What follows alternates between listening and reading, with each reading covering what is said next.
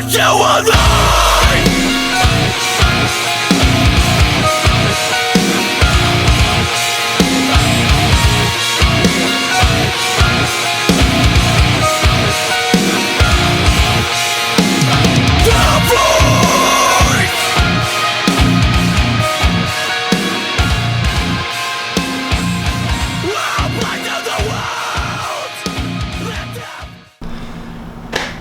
Alright guys, so we're going to come in and tie the bulkhead right now. Forgot to thread my bobbin real quick. And the beautiful thing about the bulkhead is absolutely identical material list. Don't need any new materials.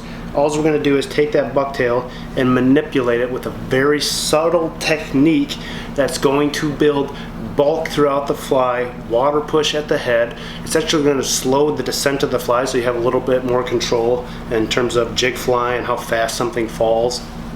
And it has the most epic tubular silhouette with a big, abrupt, bulky head, just like a sculpin, juvenile sucker, mullet, any of that good stuff. I'm coming in with my 140 power thread, threading a Gamakatsu SL 12S and a 4-aught. I've really found these wire thicknesses to be absolutely perfect. A little thicker and they tend to drop a little bit too fast for me. And this wire thickness has been just unbelievably perfect for these peacock bass. Got a good thread base on that. Again, we're tying this with two different bucktails. This is so critical that you have different bucktail size, or else you're going to have a lot of material waste.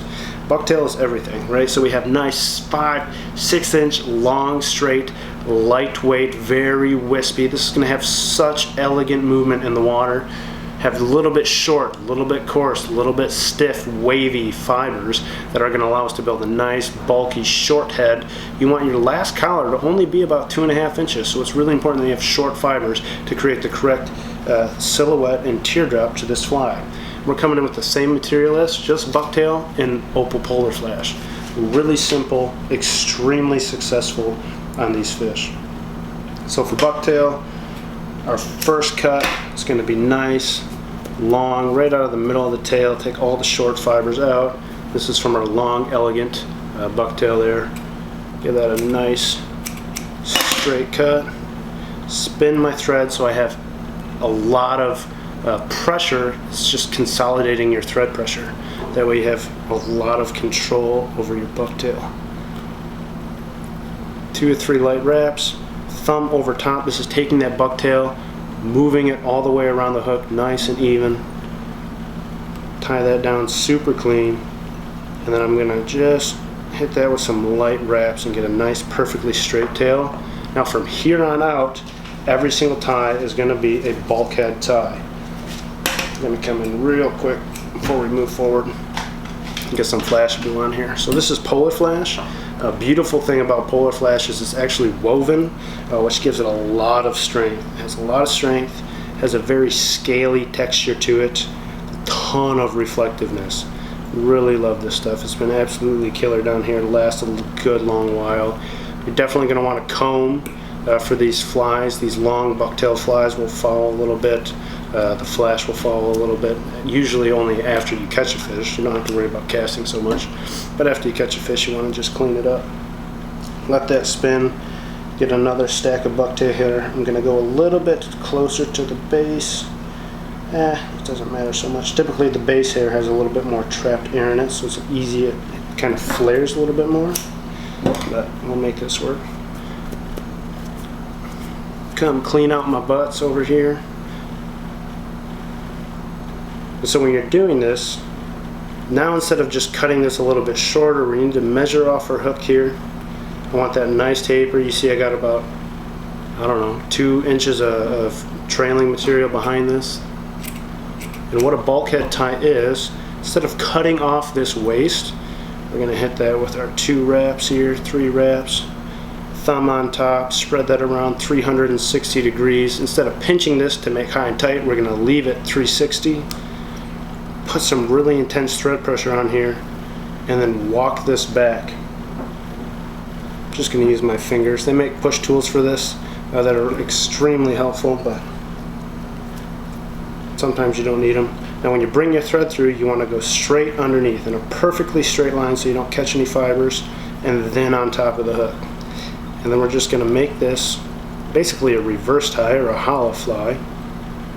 We're going to use our thread pressure to build a cone, which is going to force all of that back. And that's going to create our tubular body and eventually our really bulky head. Now typically you're going to come in, and I like to feather this with my scissors and make it all kind of uneven and very natural. So it's not like an abrupt, distinct edge on here. You really want it to bleed into the fly and bleed into the rest of the fly. And what's cool is you get all of this bulk, all of these shoulders, all of this head is on this hook, right? Because you can only build it on the hook shank, basically. And your hook shank is in the third of your body. So this creates all of your shoulder bulk head mass, boop, in the third. So you have massive hydraulic, massive water push, and all of this super light, wispy bucktail just swims and breathes unbelievably well. It's such a killer fly. I'm gonna wing one more stack of polar flash. I like flashy flies. Every fish is a little bit shiny. Every fly should have a little bit of flash in it, in my opinion. It's good stuff. But 50-50, just shove that right on top, kink it off to one side and the other, get a nice little veil on it. That's perfect.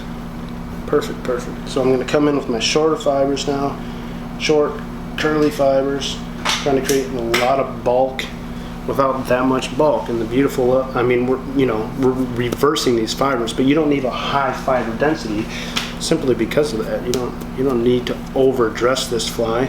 You want this fly to be able to breathe and move, and being able to use wavy fibers is going to do that without you really having to manipulate anything. So I'm going to use this almost at full length here. Yeah, I'm going to use that. I might cut that just a little bit short. I don't know why, my eye's telling me to do it a little bit short. Right about there. Leaving about a 1/2 inch long. Shove that around 360, pinch the sides for a good even distribution. Put some serious tension on that, and then walk it back and open that up. We're going to take our thread here. Oh, I got some trap fibers on here. Straight through, back onto my hook shank. And again, building a thread dam to reverse this and keep all those butts on there for water push. It's all about water push and silhouette. Leave that nice and round, and then I'm just going to feather my edges, holding down my collar material so I don't cut any of that long bucktail. That's really creating my movement and my teardrop silhouette. Only coming in and cutting the short fibers.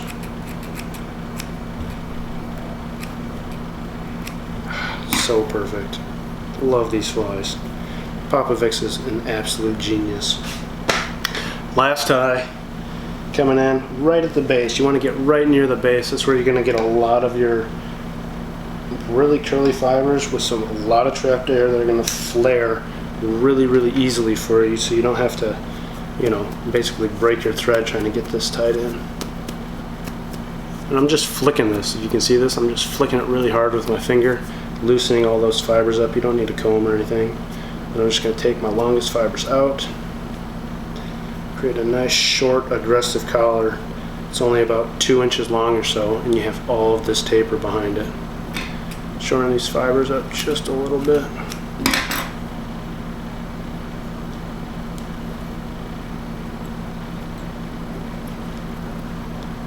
Thumb on top, pinch the sides. You can always look at the front, make sure that's flared perfectly. Just going to get 2 more turns on there. Pinch that back. And the beautiful thing about being at the head is now you get to use your hook eye to build your ramp. So your thread dam can be really short and really aggressive. You obviously don't want to crowd the hook eye, but you can get right up to it without any issues whatsoever in terms of having enough room to finish the fly and work this material back. Finish this. Then I'm going to come in with the finishing scissor work here. and just tune this up so we have a seamless bulkhead that works right into the body.